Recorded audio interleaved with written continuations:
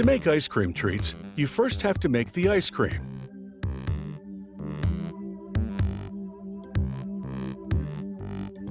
It all begins with fresh cream.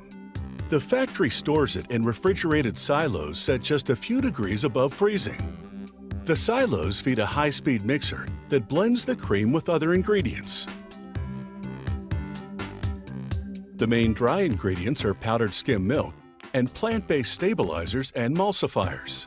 Stabilizers prevent the ice cream from crystallizing, and emulsifiers allow the mix to bond with air during the whipping process. The other ingredients are sugar and corn syrup. After about 3 minutes of mixing, a pumping system moves the mixture into pasteurization tanks and heats it to 162 degrees for half an hour, killing any bacteria and activating the stabilizers. Then the factory homogenizes the mixture, a process that breaks up the fat globules, giving the ice cream a smooth texture. The mixture is cooled and concentrated vanilla flavoring is added.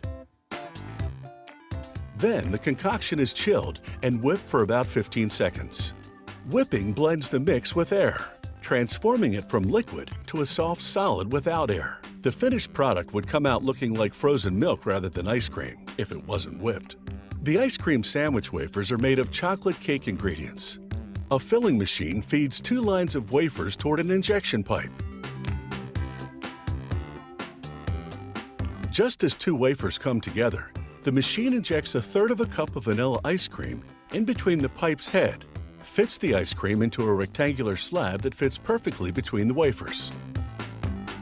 All this happens at a rate of 140 ice cream sandwiches per minute.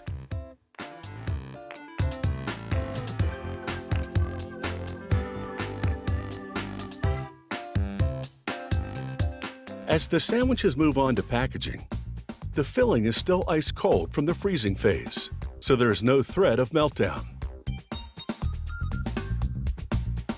The packaging system raises each sandwich into a wrapper, then folds and tucks the ends.